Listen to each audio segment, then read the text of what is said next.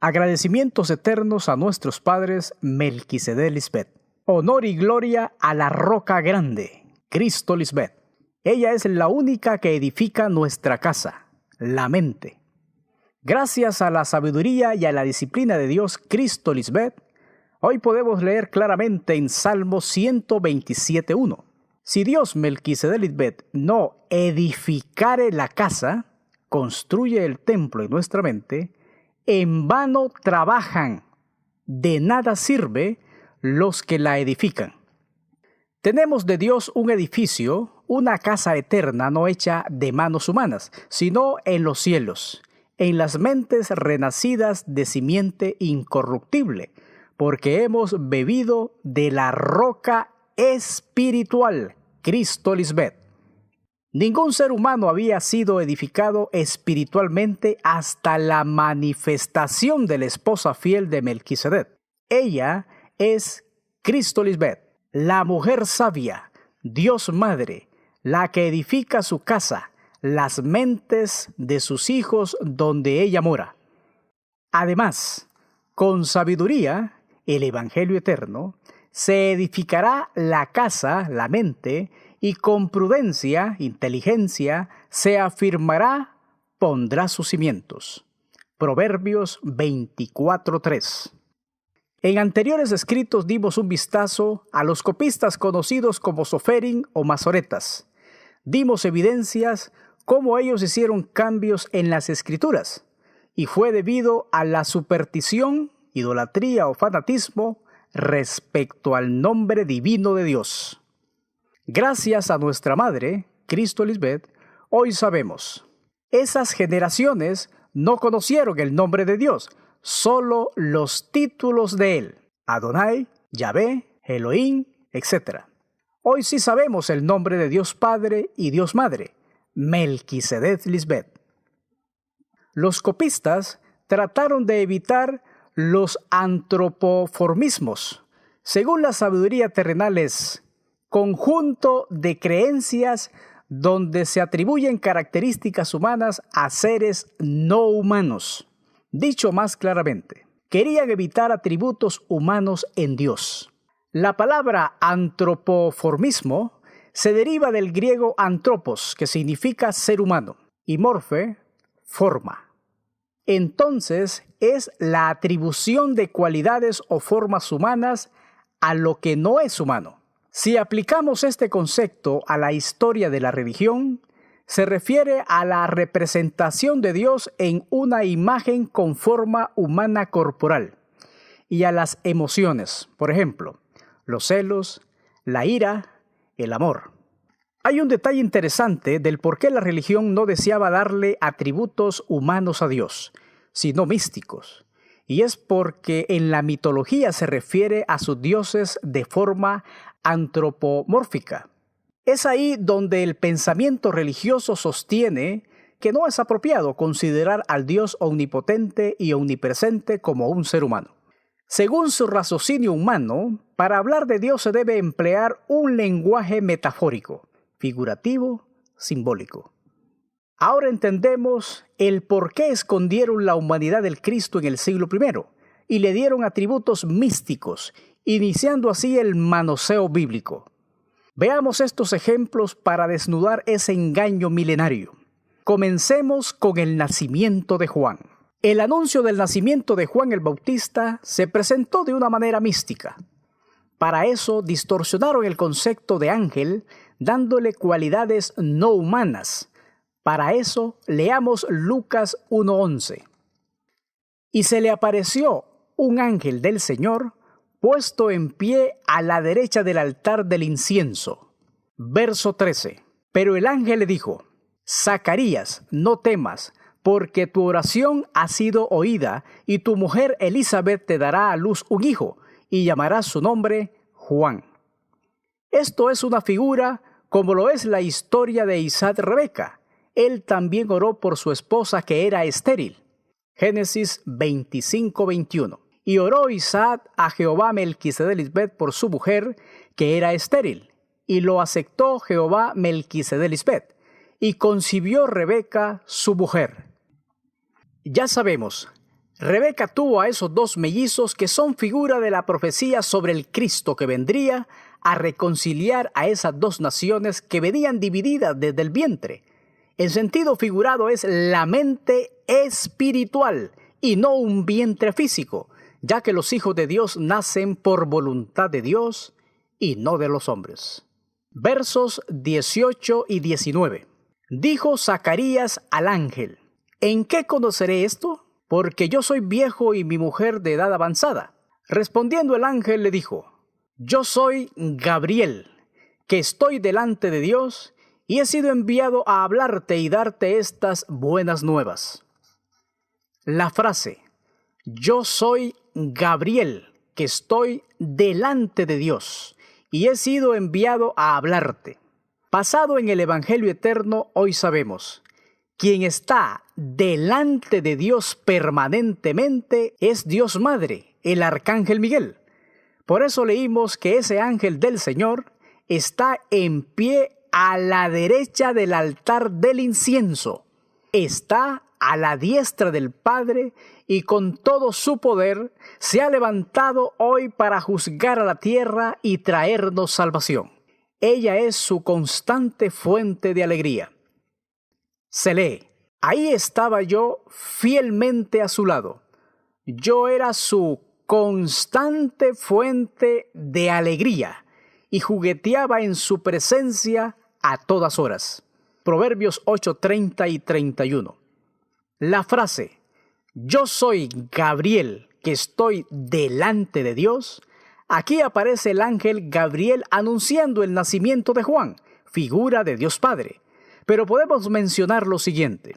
Si vemos en Daniel 10, de los versos 13 al 21, cuando Gabriel estaba peleando contra el príncipe de Persia, el otro ángel, Miguel, venía en su ayuda. Bíblicamente, ambos ángeles representan a nuestros padres Melquisedec y Lisbeth. Siempre están juntos. Gabriel es figura de Dios Padre y Miguel de Dios Madre. Entonces, el que presentó a Juan el Bautista, figura del Padre, fue el ángel Miguel, Dios Madre. Escrito está: a Dios Padre le ayudaba su brazo, Dios Madre Miguel. Se narra: le salvó el brazo de su gloria, hoy figura de su Cristo. El amor de Dios Padre está en ella, su esposa, hoy Cristo Lisbeth. Veamos esta profecía con más detenimiento. Melquisedec Lisbeth desnudó su santo brazo, Cristo Lisbeth, ante los ojos de todas las naciones de su pueblo, y todos los confines de la tierra verán la salvación del Dios nuestro. Nos salvan de la mente carnal. Dios Melquisedec desnudó su santo brazo, o sea, a su esposa amada. En otras palabras, la desnudó, sacó a luz a su esposa fiel en medio de su pueblo y la presentó como el Cristo en su condición femenina, porque antes creíamos que era un hombre. Ella es el brazo derecho de Dios, su máximo poder.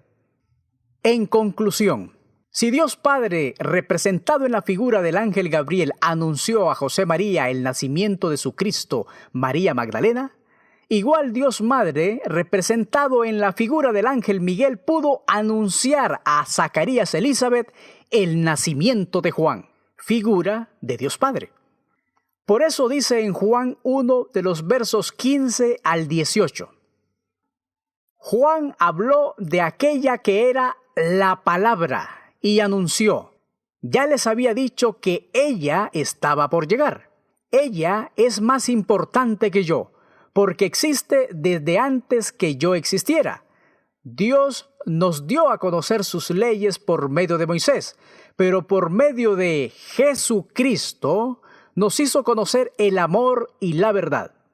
Nadie ha visto a Dios jamás, pero la esposa única, que está más cerca del Padre y que es Dios mismo, nos ha enseñado cómo es Él. Gracias a lo que la esposa de Dios es, hemos recibido muchas bendiciones.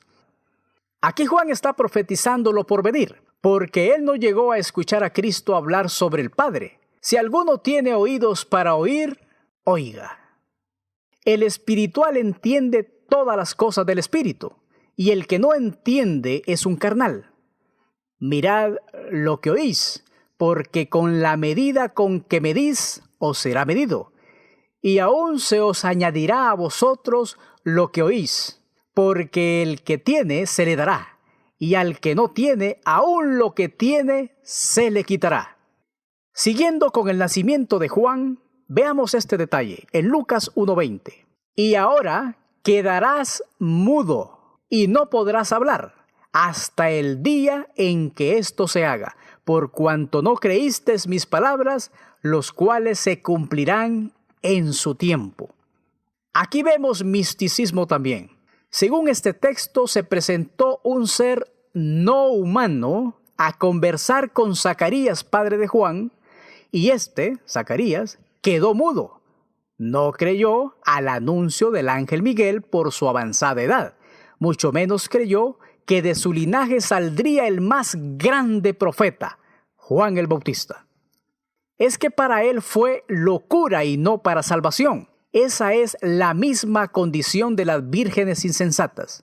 Nadie sabía cuál fue la misión del edificador hasta que Cristo Lisbeth nos demostró quién era ella y nos explicó lo que él realmente vino a hacer.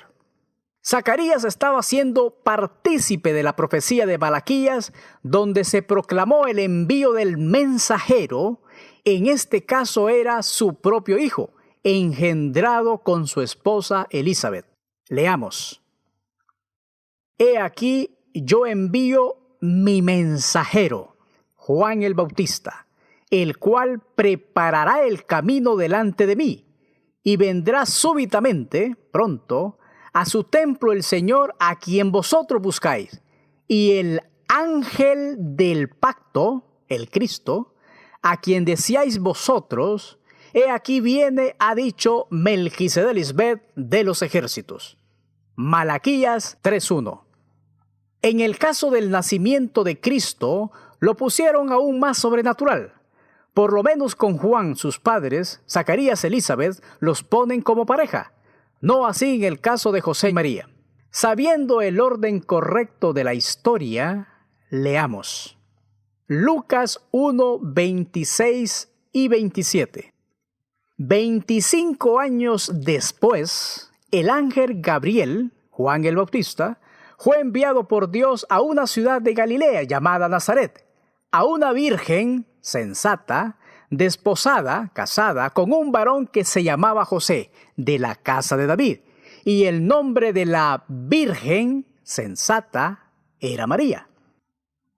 Como se ha dicho antes, en el caso de María, la madre del Cristo histórico, el término virgen no es una condición sexual previa al matrimonio, sino una posición espiritual por haberse mantenido virgen en la mente y firme a la ley. Aunque la teología ha malinterpretado y manoseado el término virgen en sus dos vocablos, betulá, aplicado a la mujer que no ha conocido varón, y el de alma, aplicado a una mujer soltera en edad de casarse. Hoy la reina del universo, la roca eterna Cristo Lisbeth, ha puesto punto final a este concepto describiéndolo no como una condición sexual humana de la mujer, sino a una posición espiritual de sensatez respecto a no dejarse engañar de los deseos engañosos de la mente carnal. O sea, María fue una virgen sensata, no una virgen insensata, que aplicado hoy en la dispensación de Cristo Lisbeth, son todos aquellos que están alejados de ella. Sencillamente es una figura. Lucas 1:28. Y entrando el ángel, Juan el Bautista, en donde ella estaba, dijo: Salve muy favorecida, el Señor es contigo, bendita tú entre las mujeres. Ese supuesto ángel místico no humano que le anunció a María su embarazo fue Juan el Bautista, el profeta. Pero los escribas con su pluma mentirosa lo escondieron detrás de un ángel místico, porque los hombres malos y perversos no deseaban presentar al Mesías nacido como un humano normal. Era denigrante para ellos que tuviera características humanas normales. Por eso le adjudicaron características sobrenaturales. El hombre animal diabólico, con su mente carnal activada, utilizó todas las maneras posibles para dejar inmortalizado el misticismo y así venderle la idea al mundo de un Dios sobrenatural nacido en Palestina. No es difícil ver este misticismo en magníficas obras de artes como en la pintura, la escultura durante el Renacimiento italiano con artistas como Leonardo da Vinci, Miguel Ángel, Rafael, entre otros. Solo como ejemplo, el Papa Julio II le encargó a Miguel Ángel pintar en el techo de la bóveda de la Capilla Sixtina 9 escenas del libro de Génesis, entre ellas la creación de Adán con figuras mitológicas, y las plasmó místicamente, tomando como base la interpretación literal y adulterada de la historia desde la óptica de los papas católicos, adjudicándose así todos los créditos de interpretación bíblica, claro, bajo sus propios intereses. Ellos contrataron los mejores artistas de su época para dejar plasmada su propia interpretación teológica sobre Dios. Todo fue un engaño disfrazado de piedad. ¿Y qué decir de Leonardo da Vinci con su famosísimo fresco La Última Cena? Recordemos que en aquellos tiempos no había tanta tecnología. Toda la idea adulterada y falsificada de Dios salió desde Roma. Y hoy eso es lo que se ha comido el mundo. Obviamente todo tenía un propósito, porque solo Cristo Lisbeth sacaría a la luz esa pudredumbre religiosa con su evangelio eterno en su segunda manifestación, revelándonos los misterios escondidos. Las personas de hoy se asombran cuando se les presenta a Dios Padre con esposa. Claro, porque Roma siempre escondió esa verdad y nos vendió la idea de que Dios fue siempre soltero, sin esposa, pero con un hijo que no sabemos de dónde salió ni quién es su madre. De ese Dios soltero salió ese mal y errado concepto del celibato, donde los sacerdotes y las monjas no se casan. Nos vendieron tantas mentiras como estas. Fue un ángel quien le habló a María para anunciarle el nacimiento de su hijo, y éste sería concebido por gracia y por obra del Espíritu Santo. Igualmente, una estrella guió a los magos para identificar al Mesías. Esto solo por mencionar algunas de las más grandes y descabelladas mentiras impregnadas de misticismos escritas en la Biblia con la pluma mentirosa de los escribas. Veamos estas revelaciones y comparaciones sobre el nacimiento de Cristo María. Lucas 2, versos 4 y 5. Y José subió de Galilea, de la ciudad de Nazaret a Judea, a la ciudad de David, que se llama Belén, casa de pan, por cuanto era de la casa y familia de David, para ser empadronado, inscrito con María su mujer, desposada con él, la cual estaba encinta. Según este relato, ya María estaba embarazada de José, del Mesías histórico, María Magdalena. Lucas capítulo 2, versos 6 y 7.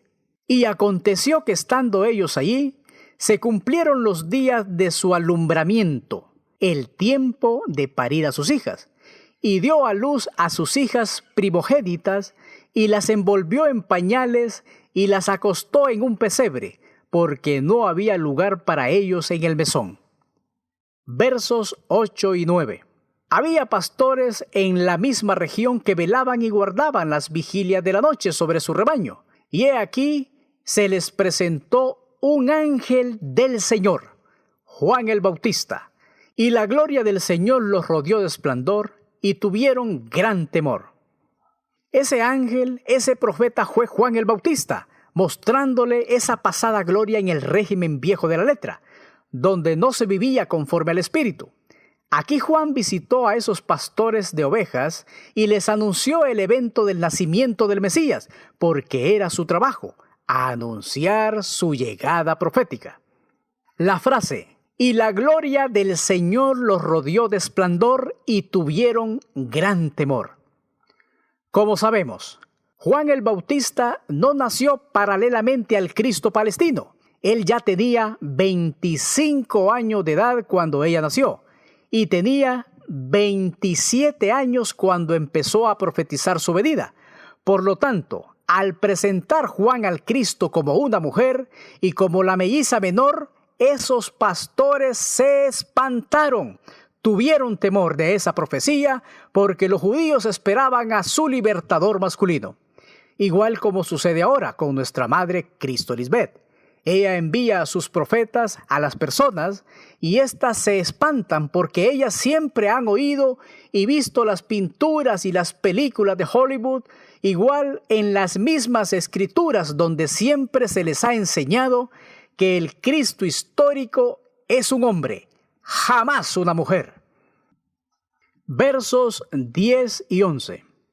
Pero el ángel, Juan el Bautista, les dijo: no temáis, porque he aquí os doy nuevas de gran gozo, que será para todo el pueblo, escogido por Dios, que os ha nacido hoy en la ciudad de David una Salvadora, María, que es Cristo el Señor.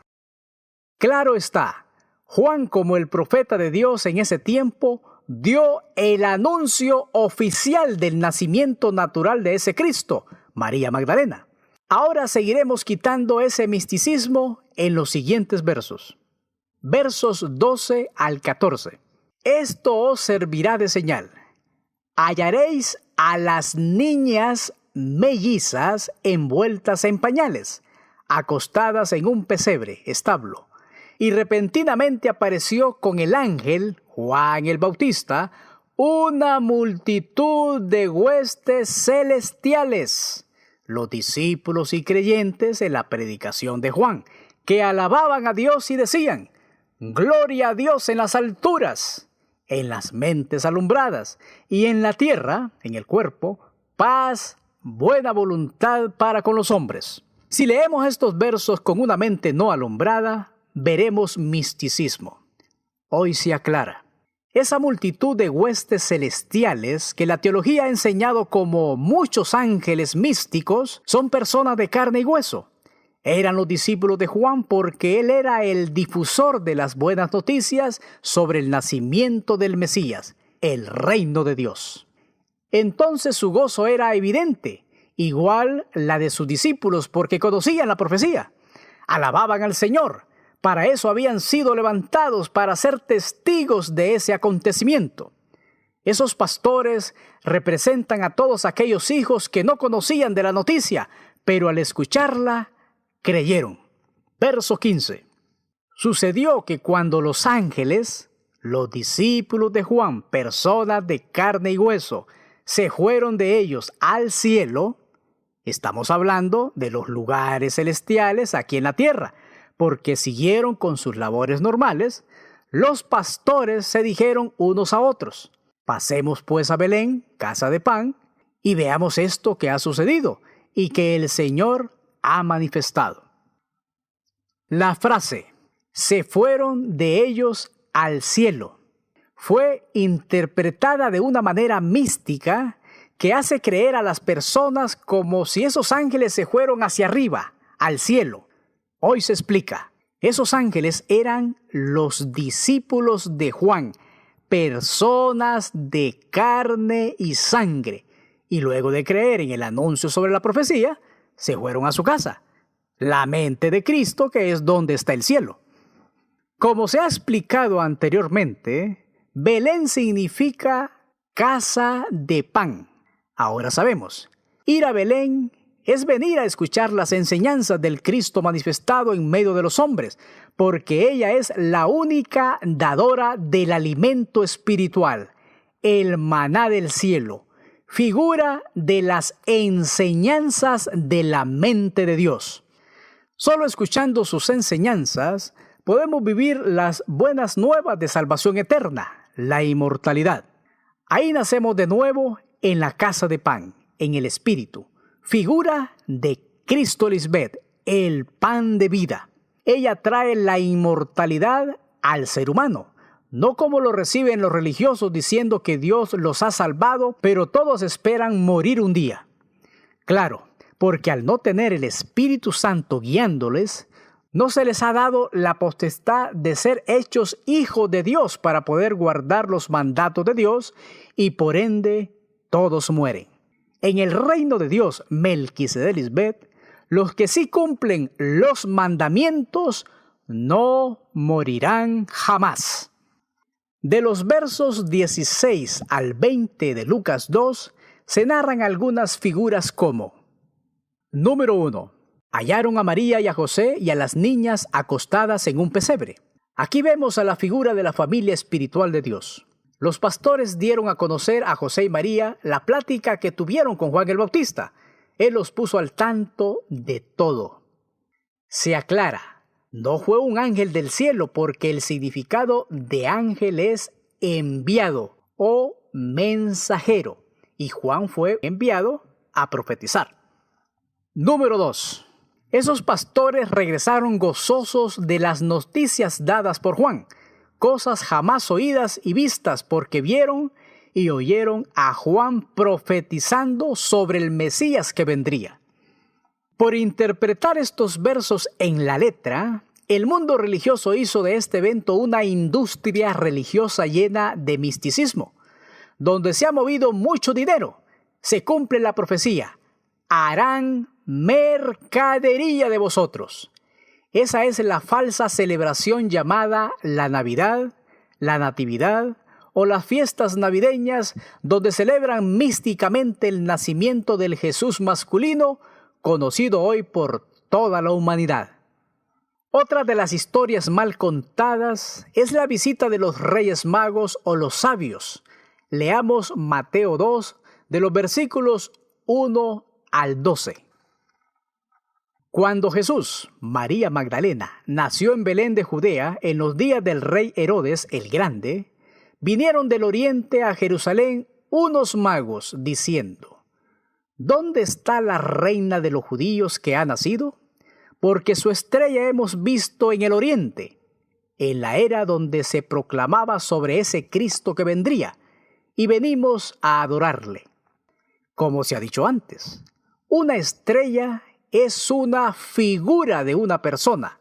Veamos estos ejemplos. Génesis 22:17. Que te bendeciré mucho, haré de tu descendencia hoy sea tan numerosa como las estrellas del cielo y como la arena que hay en la orilla del mar. Además, ellos siempre vencerán a sus enemigos. Aquí no está hablando de las estrellas del cielo, un astro. Primero, porque las estrellas no tienen descendencia, sino las personas. Segundo, las estrellas no vencen a sus enemigos, sino las personas también. Si entendemos las figuras, comprenderemos bien lo que Dios Melquisedec Lisbeth le está profetizando a Abraham Sara. Esas estrellas son los hijos de la fe, las primicias. La frase, multiplicaré tu descendencia espiritual como las estrellas. Aquí vemos el adverbio comparativo como, que denota una equivalencia, semejanza, comparación o igualdad, dos cosas iguales. Entonces, interpretando la figura de ese verso, esa igualdad, esa comparación de esas dos cosas es que las estrellas son iguales o se asemejan a las personas. Así de sencillo. Conclusión. Esa estrella vista en el oriente por los magos fue Juan el Bautista. En Apocalipsis 12:4 se narra: y su cola arrastraba la tercera parte de las estrellas del cielo. Esas son personas, como lo vimos en el ejemplo anterior. Sigamos en Mateo 2, versos 3 y 4. Oyendo esto, el rey Herodes, figura del hermano mayor, se turbó, se inquietó mucho, y toda Jerusalén con él. Y convocados todos los principales sacerdotes y los escribas del pueblo, conocedores de la ley, les preguntó dónde habría de nacer el Cristo, figura del hermano menor. Aquí se cumple la profecía. El mayor, el carnal, servirá al menor, el espiritual. Obviamente porque el hermano mayor, cuando sabe del orden de Melquisedec, se turba, porque desea vivir en los deleites de su carne, y no se somete y trata de matar a su hermano, el menor. También es figura del rey Saúl, el hermano mayor, y David, el hermano menor. Leamos a Mateo 2, 13. Después que partieron ellos, los magos, he aquí un ángel del Señor, Juan el Bautista, apareció en sueños, lo visitó de noche, a José y le dijo: levántate y toma a las niñas y a su madre y huye a Egipto y permanece allá hasta que yo, Juan el profeta, te diga, porque acontecerá que Herodes buscará a las niñas mellizas para matarlas. Recordemos, Juan es el profeta. Por lo tanto, un ángel místico no puede hablar ni profetizar porque no existen. Los hombres malos y perversos han hecho ver al mundo la existencia de estos seres mitológicos, esos ángeles alados de vestiduras blancas, trayendo el mensaje de Dios, cuando Dios, Melquisedec, solo usan a hombres de carne y sangre para sus propósitos. Si nos fijamos en las historias de la Biblia, veremos que siempre fue de esa manera. Pero hoy, en los postreros días, Dios Padre le preparó un cuerpo a su misma esposa para morar en medio de su pueblo. Ahora veamos cuándo se cumple esa profecía. Leamos Mateo 2:16. Herodes, figura del hermano mayor, entonces cuando se vio burlado por los magos, se enojó mucho y mandó a matar a todas las niñas mellizas menores de 2 años que había en Belén, casa de pan, y en todos sus alrededores conforme al tiempo que había inquirido de los magos. Gracias a nuestra madre Cristo Lisbeth, hoy sabemos que Herodes mandó a matar a todas las mellizas de aquel tiempo, cumpliéndose así la profecía. Mateo 2:18. Voz fue oída en Ramá, grande lamentación, lloro y gemido. Raquel que llora a sus hijos. No dice llora a su hijo, hablando de uno, sino de sus hijos o hijas, refiriéndose a 2. El libro abierto Cristo Lisbeth hoy nos revela. Esas hijas mellizas representan las 2 naturalezas. Esos 2 pueblos hoy reconciliados en el Cristo inmortal. Raquel es figura de Cristo Lisbeth, que como madre dio a luz esos mellizos. Todos nosotros los creyentes venimos como mellizos, o sea, con las 2 naturalezas o naciones, el hermano mayor, la carne, opositor, y el hermano menor, el consolador, el espiritual. En otro tema, nuestra madre ahondará más en esta tremenda revelación. Hay un dato interesante sobre Ramá. Significa lugar alto. Una de las principales ciudades de Benjamín, situada en la frontera con Israel. A Ramá fueron llevados los judíos cautivos antes de ser llevados a Babilonia. En su posición estratégica, Ramá servía como atalaya. Leamos un detalle en Mateo 2:7. Entonces Herodes, llamando en secreto a los magos, indagó de ellos diligentemente el tiempo de la aparición de la estrella de Juan el Bautista. Recordemos estos puntos importantes. Número 1. Quien anunciaba el reino de ese Mesías como una mujer era Juan el Bautista, porque era el profeta levantado por Dios Melquisedec, él le prepararía el camino al Señor, a Cristo María. Número 2. Juan era quien predicaba abiertamente esa primera venida con bombos y platillos, porque era un suceso sin precedentes en la historia de Israel. Juan no se callaba pregonando con insistencia ese acontecimiento. ¿Por qué Herodes llamó en secreto a los sabios? Recordemos, Herodes le temía al pueblo hebreo, máxime porque sabía que tenía a Juan por profeta. La frase, tenían a Juan por profeta, es porque él pronosticaba o divulgaba algo. ¿Qué era? El nacimiento del Mesías, la reina de Israel. Era la reina espiritual del pueblo de Dios en su era. Y como el hombre natural no entiende las cosas del Espíritu de Dios, Herodes el Grande vio a Cristo Jesús como su enemiga, siendo una niña, pero aún así él sabía que tendría que someterse a ella por causa de la profecía. Y su hijo, Herodes Antipas, el tetrarca, la eliminó físicamente, siendo ya una adulta. Obviamente, al escuchar las profecías de Juan, Herodes el Grande se conmovió, se turbó, igual toda Jerusalén. No entendieron ese nacimiento de Dios Madre en medio de ellos. ¿Por qué se turbó Herodes el Grande? Porque sabía que esa reina venía para quitarle su reinado. Hoy sabemos que Herodes es figura del hermano mayor, la carne, y el Cristo, el hermano menor. Por lo tanto, se cumple lo mismo en la era del Cristo inmortal. Cuando apareció el orden de Melquisedec, fue para quitar el desorden de la mente carnal herodiana, figura de Egipto, de los deleites temporales de la carne, del diablo o Adán.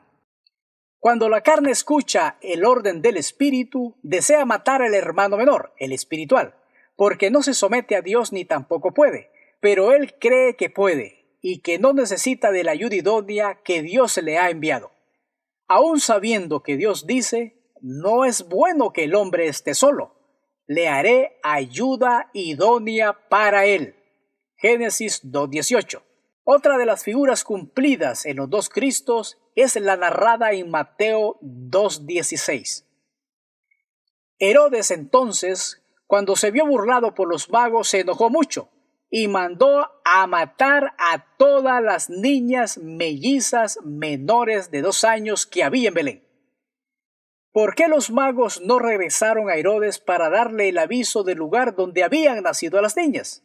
Sencillo, Juan les avisó de las maquinaciones de Herodes, figura de la mente carnal. Leamos Mateo 2:12. Pero siendo avisados por revelación en sueños, Juan platicó con ellos de noche, que no volviesen a Herodes. Es sencillamente que Juan los puso al tanto de las intenciones de Herodes, asesinar a las niñas. Por eso los mandó por otro camino. Como ya sabemos, todo lo relacionado con el primer Cristo fue borrado y falseado. Ocultaron fechas, edades, el sexo, el nombre, todo. Y esto había sido profetizado. Jeremías 11:19. Destruyamos el árbol con su fruto y cortémoslo de la tierra de los vivientes, para que no haya memoria de su nombre. Número 1. Mataron al Cristo femenino. Destruyamos el árbol. Número 2. Mataron a sus hijas en el vientre, las mellizas. Ese fruto que destruyeron es figura de su embarazo. Número 3. Cambiaron su nombre, edad, sexo, su historia, etc. O sea, borraron la memoria de su nombre. Veamos el concepto de memoria. Recuerdo, reputación que deja una persona al morir.